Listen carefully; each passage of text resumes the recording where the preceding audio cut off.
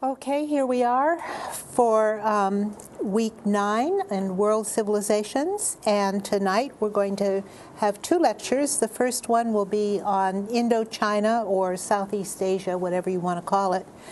It's the same region, and also the Pacific, because these areas are culturally connected to each other, and we're going to see how that is. We've looked at the most ancient of the cultures, and we've looked, in some cases, we've looked at their second-generation cultures, such as Greece and Rome, for example, and Byzantium as an extension of the Roman Empire, a further development of the Roman Empire. And last time, we also looked at the Han Empire. And I kind of placed the Han Empire with Byzantium last time because the Han Empire is often compared to the Roman Empire. And I brought up the idea last time that there were certain parallels between the Han Empire, which unified a very large area, and the Roman Empire. The difference was, and we kind of talked about it in our discussions, that the Roman Empire was the last of a whole series of empires in the ancient Middle East and in the Mediterranean, whereas the Han Empire is really the second and the first major empire in China, and it served a much different function in China than the Roman Empire did in the Western world. The Han Empire formed a kind of prototype empire that everyone wanted to get back to and to recreate. And as we look at China, we see, and we see it in the modern world today, that there's so much striving in China to incorporate every region of China that once historically was part of the Chinese culture. And so this imperialism in China became very strongly ingrained in the Chinese culture, and we see it functioning today. Whereas when we look at the Roman Empire, people look back on it and think, wouldn't it be wonderful? But it was never really recreated in the Western world. So we'll see how the development of China is somewhat different than the development of the Western world. But tonight we're going to look at another region that we haven't looked at yet, and it's another area where cultures grew and matured and spread, and this is Southeast Asia. Okay, here we have our map of the Han Empire at its height, and the very large area it included. And we can remember the warriors and the conquering of the Han Empire. Here's a warrior. Now we're going to shift to another region, which is Southeast Asia. And this, of course, is south of China. And it includes a very diverse set of islands and plains and areas.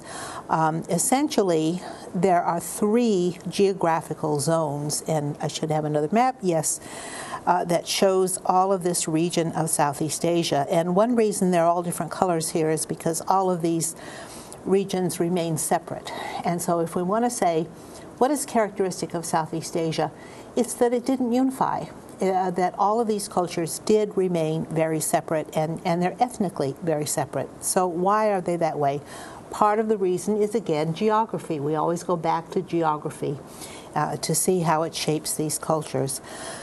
There are 3 major geographical zones: the Indochina mainland, the Malay Peninsula, and the thousands of islands extending from Sumatra far out into the east and the Pacific. And so if we look at our map, we can see that the Indochina mainland here on the map is the yellow part, that is Burma, the green part, that is Siam, and if you look at the purple and red regions that are, I'm sorry, I'm forgetting the modern names of them, Thailand and Laos. Thailand is Siam. And the pink is the Malay Peninsula, which is a different region and has a different background. And then you can see the orange and the purple and the green islands extending out into the Pacific. Thousands of islands. Today, Southeast Asia includes Burma, Thailand, Laos, Cambodia, Vietnam, Malaysia, Singapore, Indonesia, Brunei, and the Philippines, and I probably could add more to that list as well. The Pacific included Australia, New Zealand, Fiji, Tonga, Samoa, Tahiti, Hawaii, among others, and there are just hundreds of islands out into the Pacific. Let's look first at Southeast Asia and what its characteristics were. First of all, the key feature is it's located between India and China, and so it was influenced by the cultures of both of those civilizations. And that's one reason it's called Indochina, because in very many ways all of these cultures are more or less a mixture of the Chinese and the Indian, plus some native cultures mixed into that. Okay. Geologically, it's an active zone. The islands are the tops of a chain of volcanoes, and some of them are active.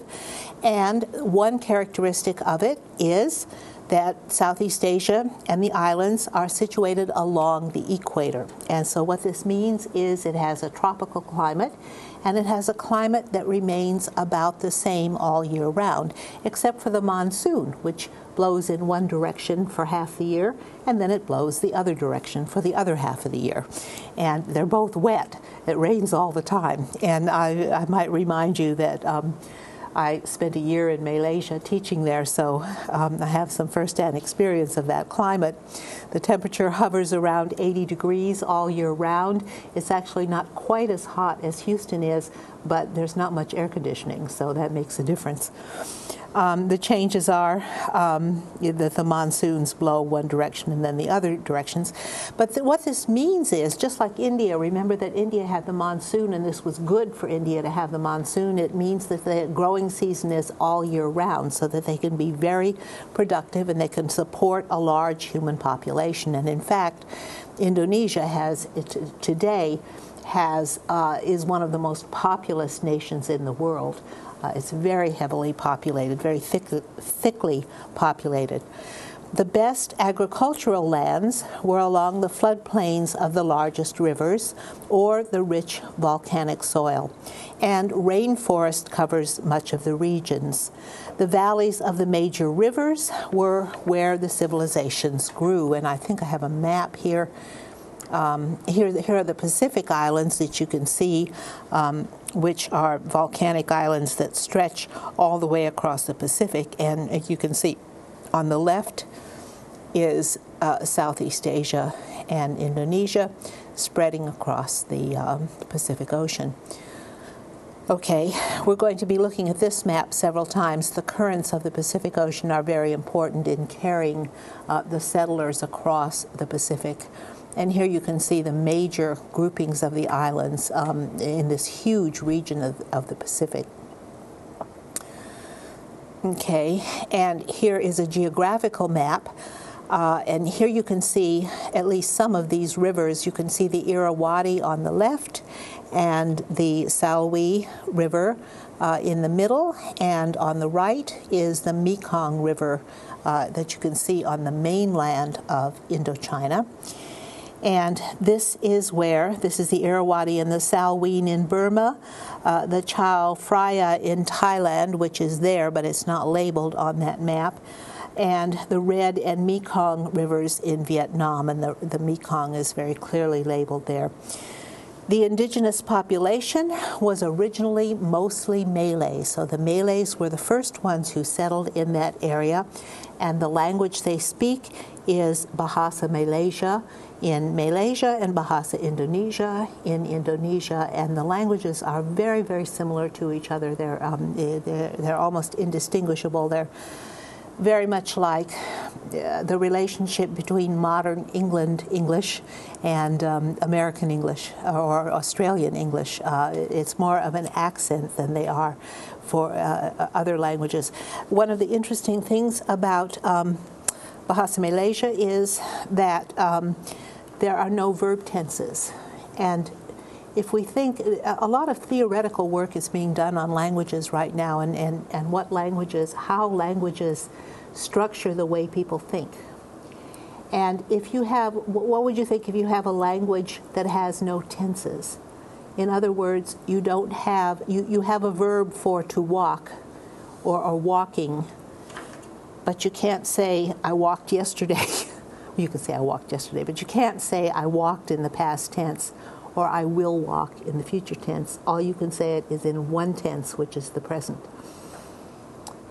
So this seems, don't you think this is an indication that they live in a very present-oriented culture? And I think this is really true about Malaysia. We'll see again what in their environment would cause them to be that way. The early migrations in that area brought speakers of Sino-Tibetan languages, the Burmese, the Thais, and the Vietnamese, who moved into the mainland Indochina after the Malays were there. The Malays were actually the first of the settlers who went there. In 2000 BC, and here you can see the rivers. Let's look at the rivers, and you can see where all those rivers are that are, again, the centers of where the cultures developed. We'll come back to that again. And here are the rivers. Bahasa Malaysia, Bahasa Indonesia, Sino-Tibetan languages were later migrants into the area. Okay, in 2000 BC, they practiced slash and burn agriculture, which is essentially clearing land, farming it until it wears out, and then moving to new land that can be cultivated.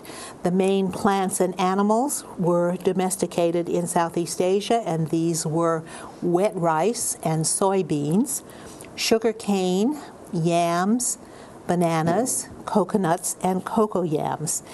Rice was the staple food product, and it was intensively cultivated in terraced fields. And so the land was very intensively cultivated and irrigated, and in much the same kind of terraces that we saw in South America, for example. The animals that they domesticated were chickens and pigs, and I should have ducks there as well. Ducks were domesticated in this region, and they spread outwards into China. In Southeast Asian homeland, they tended to cluster along the banks of the rivers or on the fertile volcanic plains, and they were never far from the rainforest with wild animals and numerous plant species.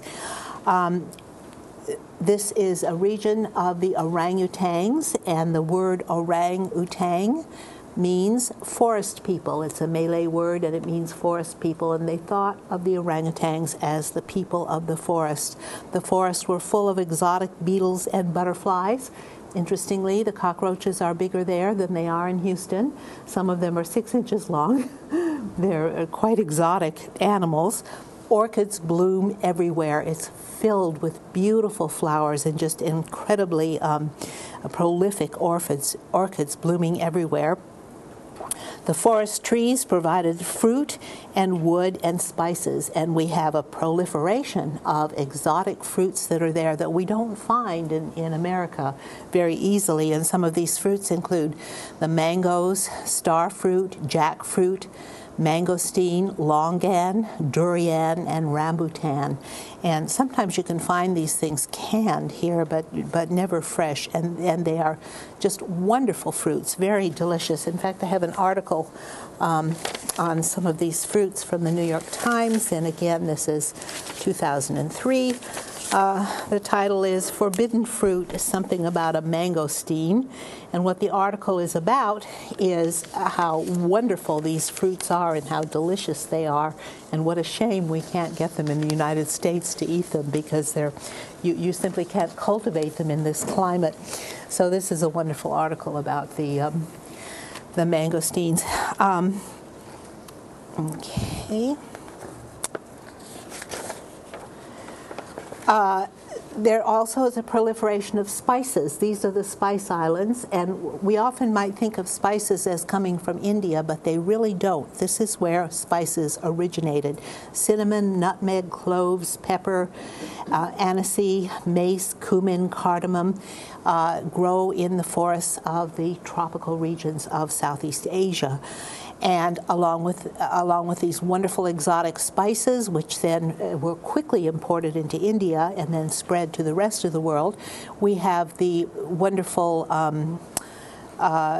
tropical hardwoods like mahogany, teak, and other tropical hardwoods that were so much in demand. The shallow waters surrounding the islands teemed with fish and shellfish, and it's a wonderful, prolific land. It's almost like a Garden of Eden. The temperature is mild and pleasant all the time. The waters are filled with shrimp and fish. You can pick fruit off the trees. It's a place that is an easy life for people. It's a place where they can easily just have a very relaxing and unstrenuous life. It's quite different, for example, compare it to the areas of Mesopotamia, where you had a very hard life and desert land, and hard work was required of everybody in a harsh climate. So this is much different. This is the opposite, a very easy climate. The native arts that developed very early are batik on cotton or silk and woven cloth. Batik is a technique of printing on cloth, and what you do is you print a design in wax, and then you dye the cloth, and then you print another design in wax and dye the cloth, and of course the dye does not take where the wax is on the cloth. And they still produce these batiks very prolifically. Sometimes they'll dye a piece of fabric as many as 40 times to create a work of art. This is a typical kind of artwork that's found in this whole region, especially in Malaysia and Indonesia. They're very good at wood carving, and so you see an enormous amount of wood carving in a very traditional way. The traditional art forms have endured through the centuries. They tend not to be aiming toward original works of art, but rather they copy the traditional art forms over and over again. And another of the art forms of this region are puppet shows. And I'll show you some of these in a moment. Here are some traveler trees in the gardens at Singapore, so that you can get the lay of the land, a little bit of the tropical idea. This is a batik. This is a Malaysian batik of orchids. And again, probably they dyed this 5 or 6 times. This is on silk. And this is a batik stamp from Indonesia. And they would use it by dipping the stamp in wax and stamping it on the cloth, and then they would dye it. So this is the way that that's done, a distinctive art. A native weaving is Songket, and this is done usually on a dark-colored cloth with gold woven into it, and this one isn't. You can't see the gold very much. You can see the pattern in this, and here's a photograph of the gold work that's done. This is a very rich, elaborate cloth that would be used at a wedding, something like that. Not for everyday wear, of course, but this is they try to use real gold in it. Okay. Here are some examples of metalwork that's done. On the left is an orchid that's done with silver wire, and on the right is silver wire again in a typical traditional Malay kite. This is a form of a kite done in silver. This is a piece of Malay art that is not connected to any of the Chinese or Indian culture that came later. This is the very ancient, primitive Malay art. What do you think this is? Can you look at it and see what it is? Anybody guess?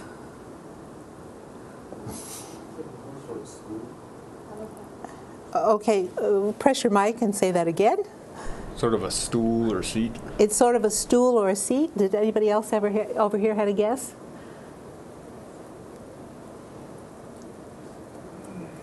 No? Okay, look at it very closely. It's an animal. It's probably a pig, but it might have hoofs like a horse. I'm not sure, but it's an animal that's richly carved. You notice anything about its nose?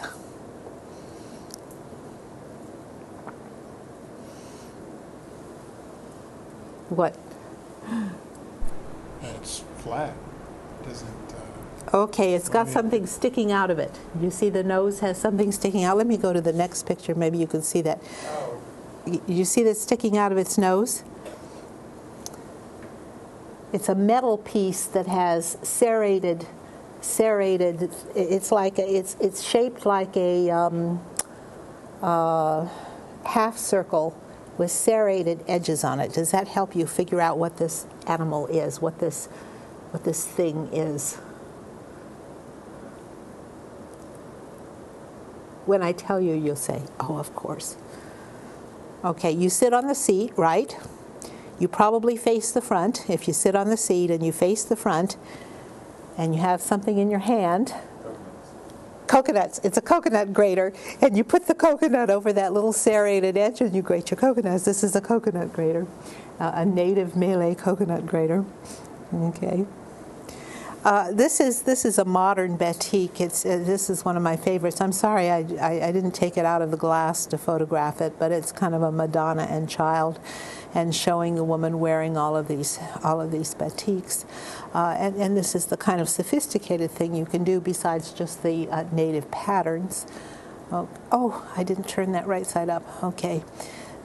These are wood carvings, and these are mermaids, again, in the most traditional kinds of wood carvings. Yes, there they are. I turned them right side up there.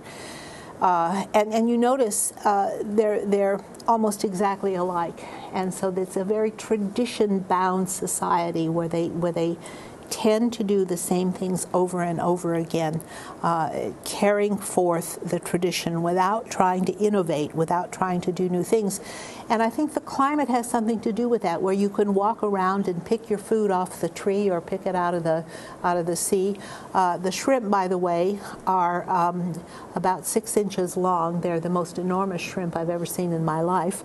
The prolific food and a really easy lifestyle. This is a rice goddess, and of course rice is one of the major crops that is so important there. So this is of course they would have a native goddess for rice. And here we have the traveler palms for the kind of tropical climate again. Let's go back to that a minute. Okay. It was an early center for metallurgy, and they did bronze smelting. I was showing you the silver work that they had done. The political units were at first small, and the first political units were water resource boards, whose members were representatives from leading families of different villages. And the first form of governance was to apportion the water rights.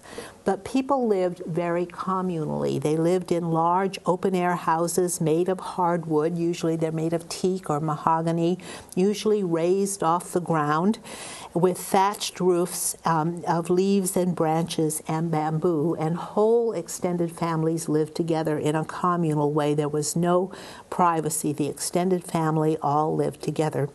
Not much effort was required for a comfortable living, and it was truly a Garden of Eden with abundant fruits and vegetables and fish and chickens.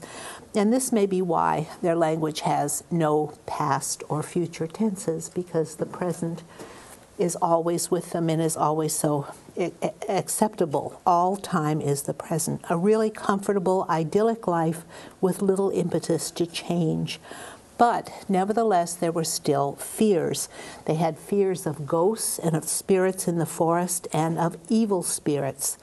There are a lot of legends that people have told, and they're passed down orally. They didn't have a written culture at first.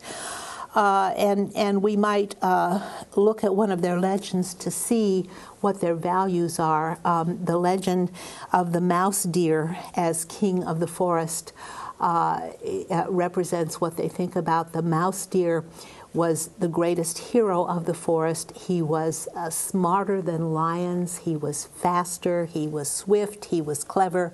And this is what they admired in the story of the mouse deer as the king of a forest. But they didn't really have a concept of God or gods, only of spirits like ghosts who would rise from the dead or evil spirits who would attack them. Possibly they didn't develop more focused ideas of gods because there were few natural disasters, and so life was pretty easy for them. The indigenous population were Malays. They were early settlers from Africa, of course, which is a linguistic group from the Southeast Asian mainland. And from Southeast Asia, there was the longest-lasting movement of colonization in human history. The first wave that went into Southeast Asia were Aborigines of New Guinea and Australia.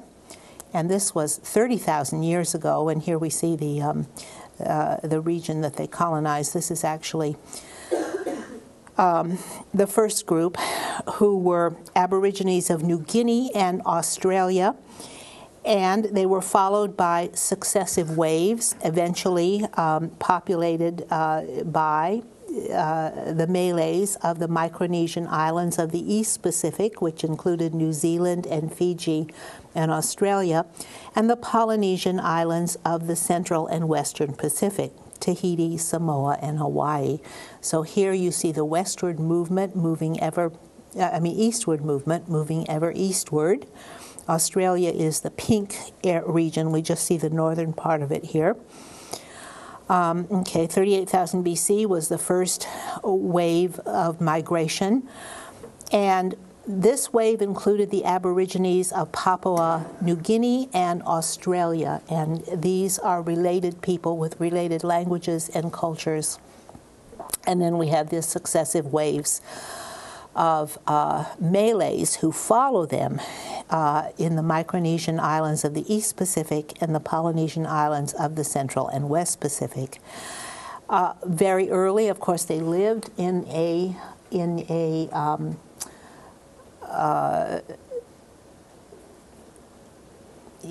an island environment surrounded by seas, and so, like the Greeks, they developed navigational skills very early, outrigger canoes that could sail eventually across the entire Pacific. And here we see the Pacific. If you see on the far left is the region where the Malays came from, and they spread across the entire Pacific Ocean to those groups of islands. Okay, and they built these outrigger canoes that could sail along the currents, and of course they learned the currents very quickly. They were some of the world's greatest navigators, sailing along these currents and populating all of the islands.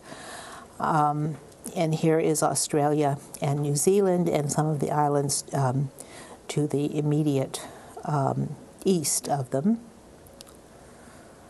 And here is an outrigger canoe, or a proa, which these small boats that they used to populate the whole Pacific area.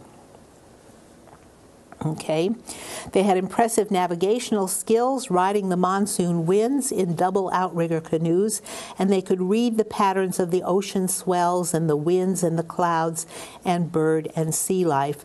They ranged, as we said, halfway around the world and adapted to a variety of environments, developing complex societies, mostly in isolation. They departed the Asian mainland prior to the rise of classical China and India. So this is a culture that arose before China and India developed. They were untouched. The original Malays who sailed out into the Pacific were untouched by Chinese or Indian high culture. It's their original culture that ranged across the Pacific. They brought with them in the Pacific the cultural features of late Neolithic Asia and developed these features, peopling the islands of the Pacific Ocean, a distance of 20,000 miles from Asia to Central America. And as they sailed across the Pacific, they came upon islands that vary in size from tiny atolls to large, high islands with volcanic peaks and lush valleys. Australia itself is a continent and not an island, but most of all of these islands of the Pacific lie in the tropics, except for New Zealand. And if you look at the map, you can see New Zealand is orange there. You can see the islands of New Zealand to the right of Australia. New Zealand has a climate like England's. It's more of a European temperate climate. The southern part of Australia has a temperate climate. In the northern part of Australia, it's a tropical climate like the islands of the rest of the Pacific. And in the middle is a vast desert, of course. Most of these islands lie in the tropics except New Zealand, and the Polynesians can serve as a case study of the spread of culture by long-distance maritime migration. Between 1300 BC and 1000 AD, almost all the major islands west of New Guinea were populated, but they left no written records at all. And so what we know about the population of the Pacific is mostly through archaeology and linguistics and oral traditions. Across the Pacific are spread 30 related languages from the Austronesian family. And Austronesian is also the language that's spoken in the Philippines. It's spoken in Indonesia, Malaysia, and Southeast Asia. So clearly, all these Pacific Islanders were people from Asia. And of course, they were preceded by the peoples of New Guinea and Australia around 38,000 BC. These earlier settlers were dark-skinned and unrelated. The Austronesians spoke a language ancestral to Polynesian, and they expanded eastward from Melanesia to Fiji and Tonga and Samoa. They brought with them the native plants of the Malay Peninsula. They brought with them yams and taro and pigs and chickens, and they also raised dogs. And of course, they depended on fishing. Being an island, seafaring culture, fishing was very important. And here we can see Australia. Let's just take a closer look at Australia here. Interestingly, Tasmania in the south also shares that temperate climate of New Zealand. It's very mountainous. It's very like England, actually, in Tasmania. Here are some Aborigines of southwestern Australia who were the original Aboriginal settlers 38,000 years ago and who still remain in Australia. And here is some of the art of the native Australians who were the first to get there. Here are the totems we talked about before. And here are some totems. These are modern totems. They're modern Aboriginal paintings. A kangaroo, of course. The vegetation and the animal life in Australia has been separated from the rest of the world for 38,000 years. So here, and here is one of these ghosts or spirits in the Aboriginal culture. Okay, as I said, the Polynesians spread across the Pacific from 1300 BC to 1000 AD, west of New Guinea, and they spread to the Philippines, Indonesia, and Southeast Asia, and here are all of the areas. One thing they have in common is a kind of pottery called lapita pottery with stamp decorations, which is very distinctive and helps us trace the relationships between these cultures. They also had polished stone adzes and fishhooks and other implements common to all the cultures. From Tonga and Samoa, they spread eastward to Polynesia proper, Hawaii, New Zealand, Easter Island, and all were encompassed by this triangle, especially Tahiti and the Marquesa Islands, okay? So that you can see here are all the regions that they settled in the Pacific. And they also went to Madagascar to the east. Not only did they Madagascar to the west, they went all across the entire Pacific, and I'll show you a map in a minute. Madagascar is off the coast of Africa, so they went westward all the way to Africa. The culture and the language began to evolve over time because they settled on widely dispersed islands, and each culture and language began to adapt and evolve differently and thus to diverge from the ancestral Polynesians. But the constants were the shared heritage of culture, and in fact, the Tahitians could understand the Hawaiians and the Maoris. The basic principles of the economy and social organization were shared, and all of these island cultures had powerful chiefdoms based on lineage, and they were extremely hierarchical and based on religions. They made their long-distance voyages in the great double canoes or pahis that carried a platform between two hulls, and on the platform there was shelter for passengers and people and animals and plants. And they had large triangular sails that were between 60 and 100 feet long and could travel over 100 kilometers a day. And here is the map that shows them going all the way to Madagascar. I think I spelled that wrong. Madagascar on the south of Africa. And this is very important because the Polynesian culture then influenced Africa, as we'll see when we look at Africa. For example, yams and bananas and percussion instruments were introduced into Africa from the Polynesian culture, and they spread throughout all of Africa. But they were originally Polynesian, and they entered Africa through Madagascar, going from the Malay Peninsula.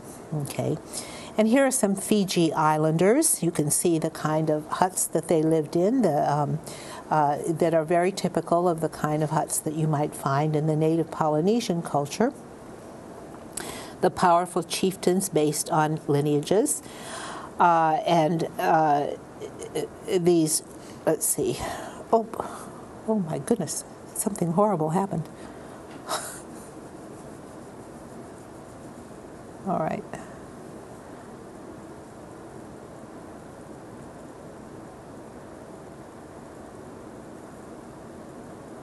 Okay. I don't know why it did that. All right, here's a Tahitian woman.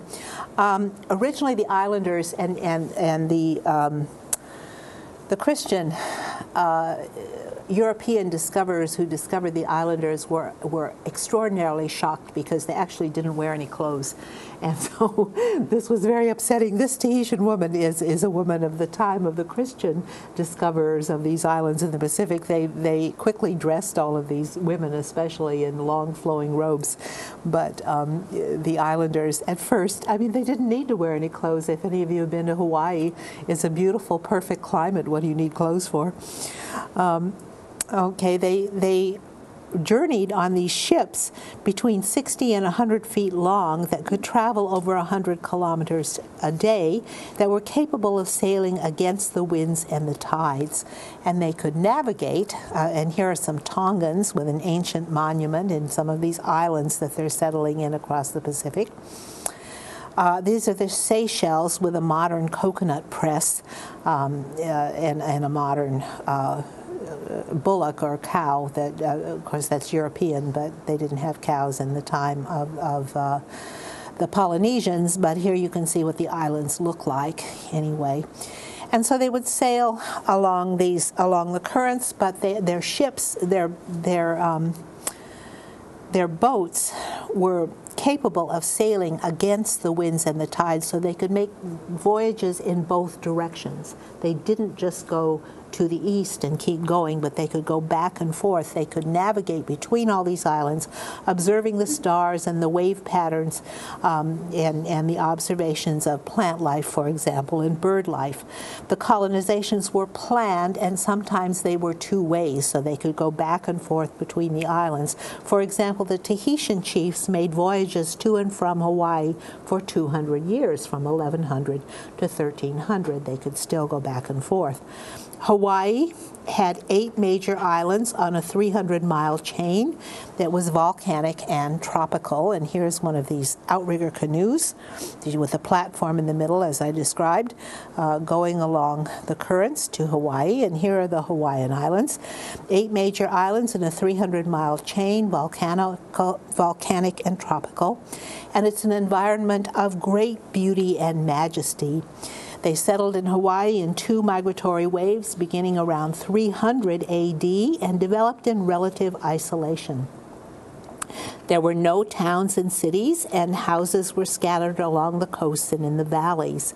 A number of chiefly families competed for control, and they were not actually united in Hawaii until after European contact. In fact, it was not until 1800 AD that King Kamehameha I actually unified all the islands. The Hawaiians were the most hierarchical of the Polynesian societies, and the high chiefs claimed their descent from the gods. They recited in great detail their genealogical lineages, and, like the Egyptians, they practiced sister marriage to ensure the purity of the chiefly family. Sacredness, or mana, emanated from their lineages, and this enabled them to extract labor or tribute from their subjects and take their lands. They also dressed in feathered capes and helmets, and tattoos distinguished the chiefs. The chiefs were revered and feared, and one saying is, "The chief is a shark that swims on land." The class of lesser nobility and the sub-chiefs supported them, and society rested on the commoners who tilled the fields and raised pigs and chickens and fished. The community controlled all of the land, but it was regulated by a complex set of taboos, and taboo, by the way, is a Tahitian word, and we define it as something that's forbidden. For example, it was taboo for women to eat certain foods or enter the house of a chief or to eat with men, and violations of a taboo could result in death. A number of the taboos surrounded a chief as a measure of his status, and many aspects of life were ritualized. They had numerous gods that were honored at ceremonial centers as sacred. For example, Ku was the god of war, and he required human sacrifices, as did the other gods of the Hawaiians. Lono was the god of fertility and agricultural rebirth, and they celebrated a 4-month feast of Thanksgiving, the Makahiki. War was taboo during these 4 months of celebration, and hulas were danced, and sex was frequent as a religious and political and kinship activity. Okay. So this is one Polynesian culture that grew out of the basic Malay culture. Here I've separated, here are some of the terms that I used. Okay, the makahiki and the hulas. All right, here is another of these Polynesian women. In New Zealand, the Maoris landed in New Zealand in the 8th century AD. They came on canoes or rafts and arriving from New Zealand from Polynesia. It was difficult for them. This was a land that was a challenge to them because it was a colder and harsher climate, so it was a challenge to the first Polynesian settlers, and they called it the land of the long white clouds. The population eventually reached 200,000, but it was not a good place to settle. It was very difficult, and one reason is because they had few edible plants and animals that were native to New Zealand. When they arrived there was practically nothing there, and the migrants introduced all the edible plants and animals.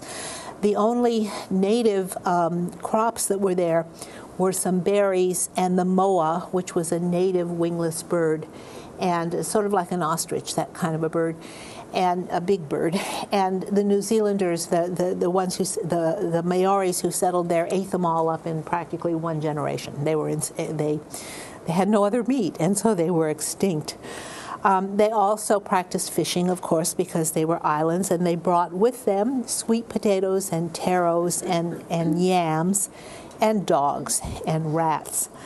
And one of the reasons that one of the customs they developed because of this relative lack of food animals was cannibalism.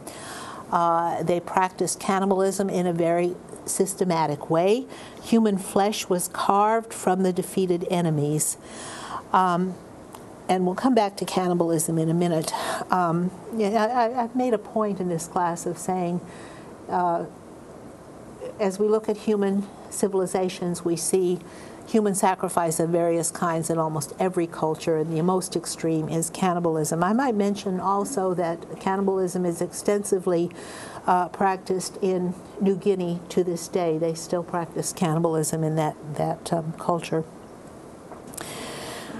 Well, the moderate climate and the rich soils of the North Island of New Zealand were best suited for colonization, and the cold, the South Island was cold and desolate. It was more like England, and it didn't seem a place that they wanted to be.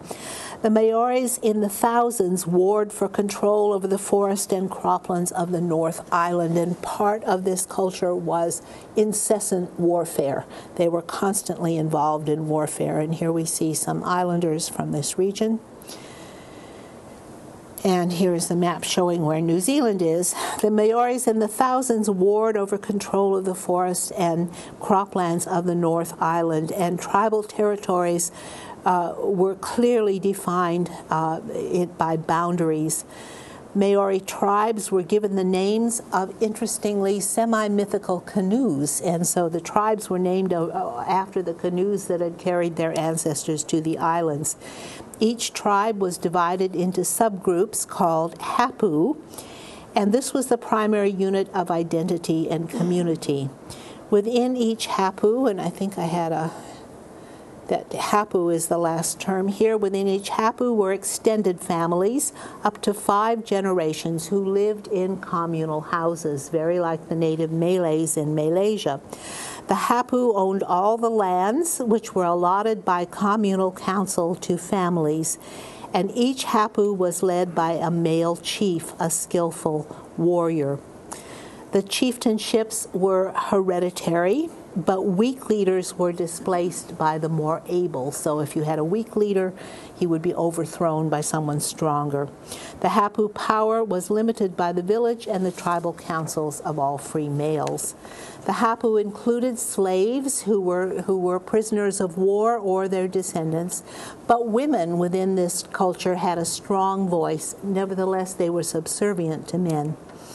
The chief priest presided over the communal ceremonies. And let me see if I have more of this outlined. Okay, here we can see New Zealand and Australia, the Pacific Islanders. Okay, New Zealand. The chief priest presided over the communal ceremonies and knew special prayers of protection. The Maori world was alive with spirits, and gods and goddesses intervened in human affairs. Shamans specialized in healings and were mediums between gods and the spirits and the humans. They were experts at building canoes and wood carving and tattooing and making war. And Maori society was absolutely obsessed with war. They fought regularly with their neighbors. They fought all the time. They built hilltop fortresses.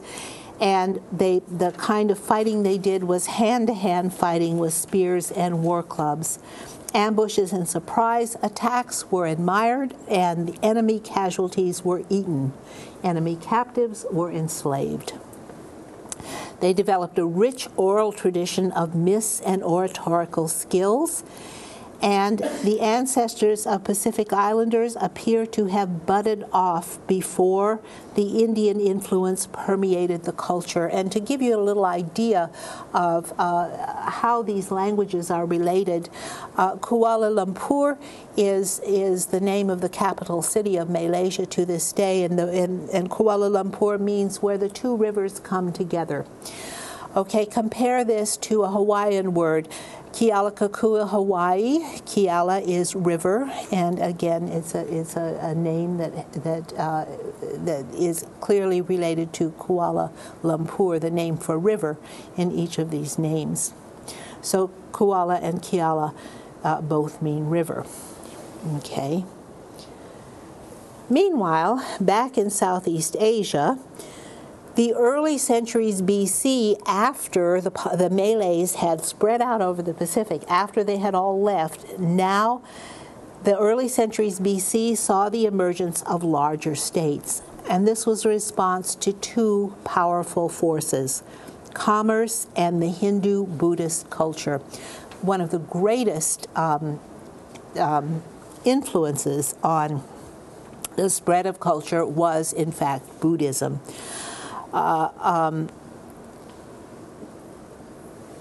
It was located along a new international trade route carrying Chinese silk to India. The movements of nomadic people had disrupted the old land route across Central Asia, and in India there was a growing demand for silk. Okay, this was transshipped to the Arabian Gulf and the Red Sea, destined for the Roman Empire. And in time, Southeast Asian goods included in trade were hardwoods, resins, and spices. And Southeast Asian centers grew by serving this trade network and controlling key points. And that brings me to one of the articles I brought for you today from the New York Times again. The Science Times has wonderful articles in it.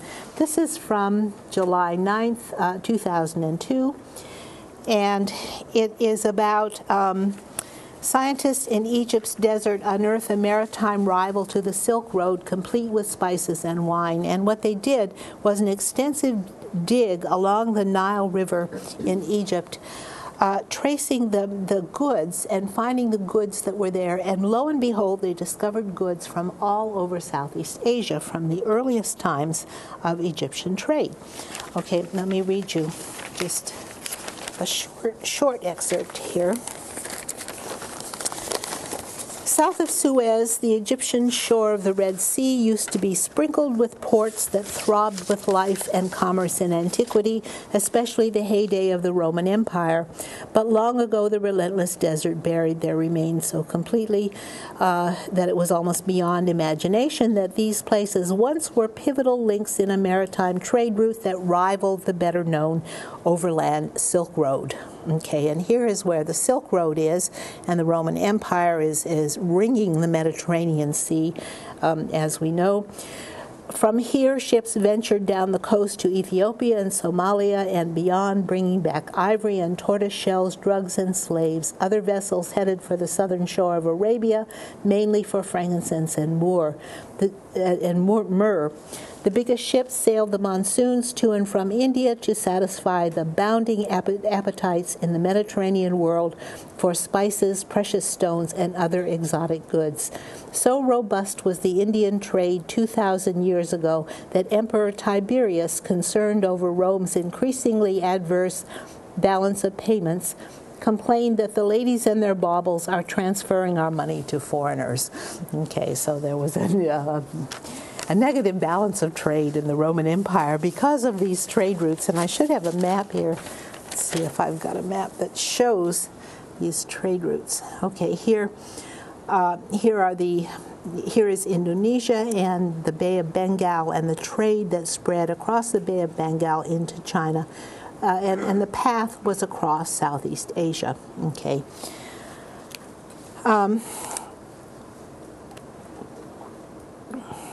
Okay, Southeast Asia centers grew by serving the trade network and controlling the key points.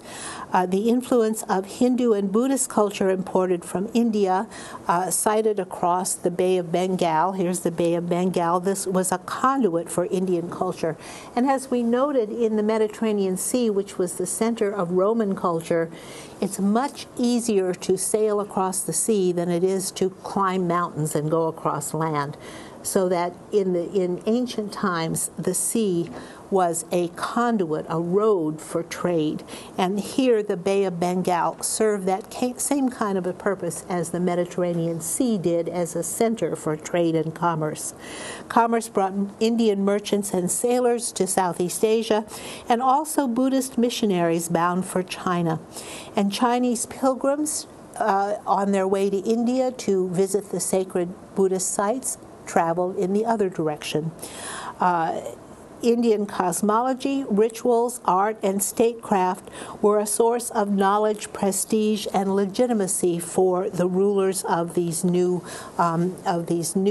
lands that were being built in Southeast Asia long after the Polynesians left, but as a result of the mingling together of Chinese and Indian culture, and they did it in Southeast Asia. So then some new cultures were generated, and we can see here the orange is Srivijaya, which I'll be mentioning, and the purple region is the Thai culture.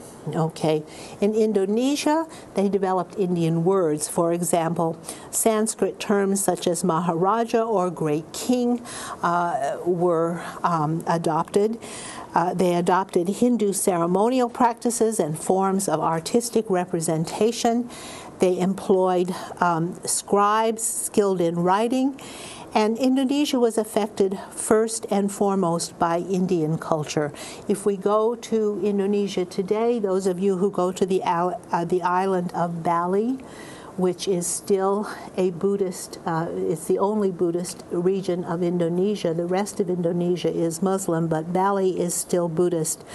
There are still remnants all over Indonesia of Indian culture. For example, Borobudur, which was on the plains near the town of Yogyakarta, and Yogyakarta is the old capital of Indonesia. Borobudur is an artificial mountain that's built as a kind of round pyramid with layer after layer and ring after ring, going from wide rings in the bottom up to narrower, smaller rings at the top. And all along the edges of the rings are clamshell-like monuments for the bodhisattvas that are lined up along the edge of Borobudur, because it's a Buddhist temple, but along the sides and the walls of the rings that go in a circle around Borobudur, there are Indian carvings in the traditional Hindu religion and Hindu ways. Borobudur is a magnificent temple complex begun around 780 and depicts the 10 tiers of the Buddhist cosmology. It's a 3-mile-long winding ascent of an artificial stone mountain, and so you go around and around it to climb up to the top. Rama and the Ramayana were enacted in ballets, and remember the story of Rama, and it is told in the Ramayana. These are the heroic Indo-European tales that were told at the very first settlement of the Indo-Europeans in the north of India. And so these heroes, Rama and his wife Sita, were introduced into Indonesia and Malaysia, well, mostly Indonesia actually, and into Thailand and Burma and those regions.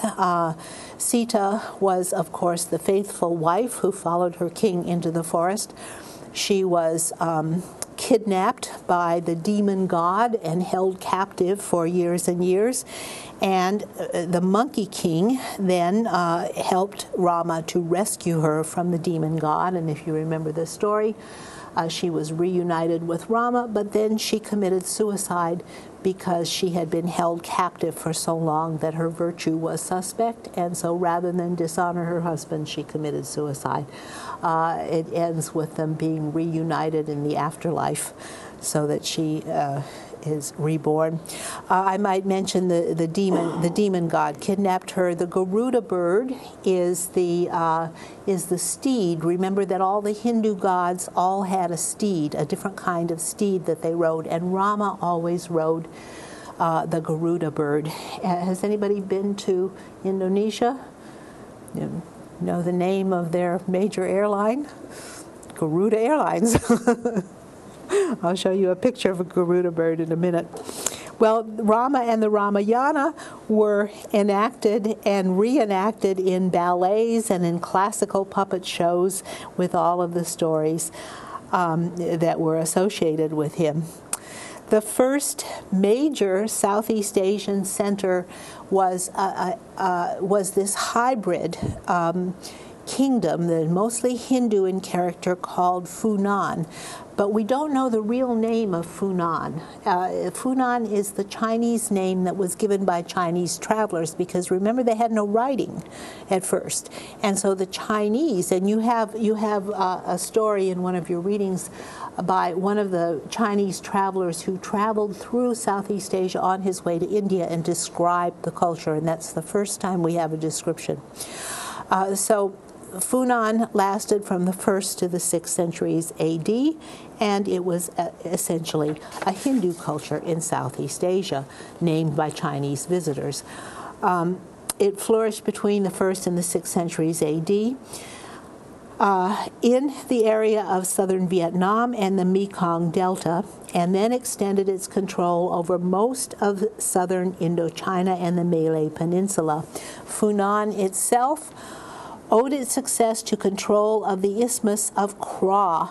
And when we look at our map, the Isthmus of Kra is the narrow part of the Malay Peninsula. Can you see there where, look at the map, where the green part is Siam and the pink part is the Malay Peninsula, and you see where that narrow crossing is between Siam and Malaysia. You see where they come together there? If you look very carefully, you will see Kra, K-R-A-W, right along the equator. That's the Isthmus of Kra, and the trade went right across that isthmus. That was the place where that gave Funan its great success, because the ships would unload goods for portage rather than sail all the way around the Malay Peninsula, so that they could cross the isthmus. And so this saved them 1,000 miles of not going around the Malay Peninsula. Funan made its fortune by providing food and lodging and taxing the goods that were transshipped across the Isthmus of Kra. According to one legend, the kingdom of Funan arose from the marriage of an Indian Brahmin and a local princess. Chinese observers have left reports of the prosperity and sophistication of Funan, with its walled cities and palaces and archives, systems of taxation, and state-organized agriculture. Okay, and I want to show you some of these pictures. This is Rama. This is one puppet that shows a depiction of Rama. Here's another Rama puppet, and notice the face looks alike, so you can tell it's Rama. This is the demon god, okay, who kidnapped Sita. And here are some three-dimensional puppets. On the left is Rama, in the middle is Sita, and on the right is the demon god. He's painted blue. Okay, and so they do puppet shows. Here is a Garuda bird. Okay, the elaborate carving. This is quite large. It's about 2 feet tall. And here is a Garuda bird mask, a Garuda mask. Okay, this is an Indonesian batik of market women. This is modern. This was actually done by a professor of art at the University of Indonesia, but it shows, what batik can do, this sophisticated kind of art. Vietnamese culture arose in the 220s BC. And the Viet identity is distinct. It's another tribe that moves into the Southeast Asia from the north, and they first appear in the records as southern barbarians in the Chinese Qin accounts of the 220s BCE. The Chinese called them Nam Viet, or people in the south, originally in the south coast of China. Okay, the Viets traded ivory, tortoise shells, pearls, peacock feathers, and aromatic woods for silks. In the 150s BC, the Viet king took control of the Red River Valley, and the Viets intermarried with the Mon Khmer and the Thais who inhabited the valley. They had many features in common among all these tribes of Southeast Asia, a Southeast Asian culture in common. This is not a Malay culture. This is a Southeast Asian culture that is sandwiched between the Malays and the Chinese. This created the Vietnamese ethnic group, a spoken language not related to Chinese, with a strong tradition of village autonomy. Bamboo hedges surrounded the village, and they favored the nuclear family rather than the extended family as the Chinese did. And the Viets were also different because women possessed great freedom and influence, and they dressed quite differently from the Chinese. The Viets preferred long skirts to the pants of Chinese peasants, and they delighted in cockfights and chewed betel nuts that blackened their teeth. The art and the literature of the Viets is distinct from China. But in 111 BC, they were conquered by the Han Empire, and the Red River was garrisoned by Chinese troops. The Chinese administrators set to work pushing Chinese culture and trying to assimilate the Viets and making them Chinese. The Viets adopted a lot of the Chinese customs. They learned how to read and write. They adopted the schools of the Chinese. They adopted Confucianism. And they had political and military advantages over the Indianized people to the south. The Chinese thought they were civilized, assimilated by Chinese, but the Viets did not like the Chinese, and they chafed under them. They fought against them. The Chinese disdained the local customs, and the Viets felt threatened by the Chinese. The Viets rebelled repeatedly, and in 39 A.D., a rebellion was led by the Trung sisters, and Viet women were understandably hostile to Confucian codes about women because, remember, the Chinese regarded women as quite inferior. Well, the massive rebellion led by the Trung sisters followed the fall of the Tang dynasty in 907, and by 939 they had won their independence. Later, the Ming Chinese efforts to control them failed, as did the Mongol attempts, and they remained free until the French conquest of the 19th century. A succession of Viet dynasties, beginning with the Li in 980 to 1009, built Chinese-style palaces and ruled through a smaller copy of the Chinese bureaucracy. But the officials tended to identify more with the peasants than with the court, and they looked out for local interests. And there were strong Buddhist links with the peasants. A relatively high esteem for women in Buddhism also fit in well with the Viet high esteem for women. The Viets extended their dominion southward and westward and conquered the Indianized Chams and drove them into the mountains, where they were conquered by the Indianized Khmers. Indian culture then spread to Southeast Asia in the first millennium A.D. And one of the first results of this was the rise of the Srivijaya kingdom in the 6th century A.D. And what happened was a new sea route developed from South India and Sri Lanka through the Straits of Malacca. Okay, now if you look at this map, you see Malaysia is the pink peninsula down, reaching downward, and then right next to it is the orange island of Indonesia, which is, I can't read it, Sumatra. And between those two are the Straits of Malacca.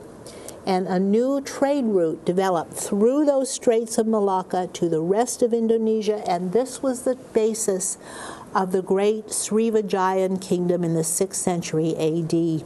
It shortened the journey to the South China Sea, and just at this time there was a decline in demand of the Byzantine Empire for Chinese silk because the Byzantines had finally cracked the secret of the silkworm, and they had smuggled silkworms into Byzantium, so that the demand for silk was not there anymore, but it was there in India.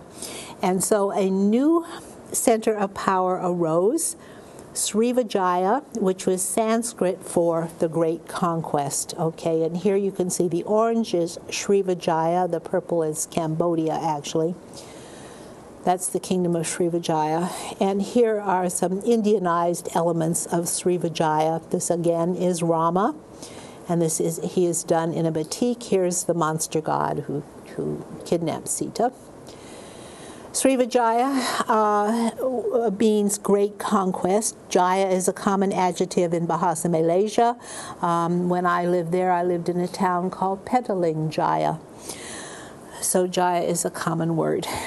It dominated the new southerly route by the late 7th century. The capital was Palembang on Sumatra, on the Musi River in Sumatra. And it controlled the southern part of the Malay Peninsula, including Sumatra, Java, and Borneo, Malacca, and the Sunda Straits. The Srivijaya capital was a thriving river port that assumed a control of the international trade routes, and it fused together 4 distinct ecological zones into an independent network. The core area was the agricultural plain of the Musi River. The king and administrative specialists controlled this zone directly, and they had imported written culture from India. Clerks, scribes, judges, and tax collectors ran the government in the central core area. A second zone was the upland region of Sumatra's interior, which was the rainforest, and they supplied forest products. The local rulers were bound to the center in the core area by oaths of loyalty and elaborate court ceremonies, symbolizing the sharing of profits from trade. The third zone were the river ports that had been Srivijaya's main rivals that were then conquered by Srivijaya and allied neighboring sea pirates. And the sea pirates actually served as Srivijaya Navy as long as the king guaranteed them a steady income. The fourth zone of Srivijaya was a fertile rice bowl on Java that was so fertile it houses and feeds the majority of the population of present-day Indonesia, which is very large and densely populated. Srivijaya maintained alliances with several ruling dynasties that controlled Java, and they cemented these alliances by intermarriages. The Srivijayan kings even claimed descent from the main Javanese dynasty and supplied large quantities of foodstuffs. The kings of Srivijaya, who constructed and maintained this complex network of social, political, and economic relationships, were men of extraordinary energy and skill. And their authority depended partly on force, but they owed much more to diplomatic and even theatrical talents. And this has been called actually a theater state, Srivijaya, which is the green in this area here. According to one tradition, the Srivijaya king was so rich he dropped gold bricks in the river to appease the local gods. And a hillside near the town was said to be covered with silver and gold. And so with silver and gold images of the Buddha, to which devotees brought lotus-shaped gold cups. But Srivijaya suffered a stunning blow in 1025. A commercial rival in South India launched a naval raid, and the king and the capital were captured.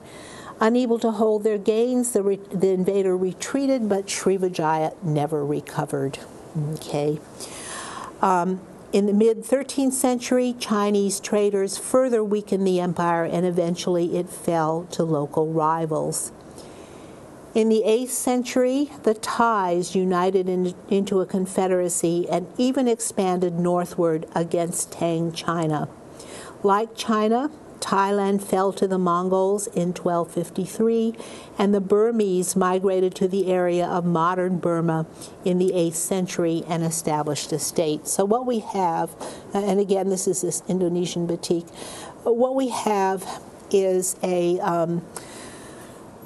series of small related states, related culturally to each other, that succeeded each other. First the Thais, and then the Burmese, who ruled from their capital, Pagan, and came into contact with India and Sri Lanka. But the most important of the mainland states was the Khmer Empire of Cambodia, which controlled the heart of the region. The Khmers were indigenous to the area, and they founded an empire in 802 AD that extended south to the sea and the northeast Malay Peninsula. There was a huge Indian influence at Angkor Wat, dedicated to the Hindu god Vishnu. The social order was not modeled on the Indian caste system, but rather on indigenous traditions. A large part of the population was servile, and so many non-Khmer mountain tribes were enslaved. The Khmers were successful in a long series of wars against the Vietnamese and reached their peak in 1219 and then declined. Buddhism became progressively more dominant in Southeast Asia after 800, and this was the Theravada Buddhism, not the Mahayana Buddhism of China, Korea, and Japan. Okay.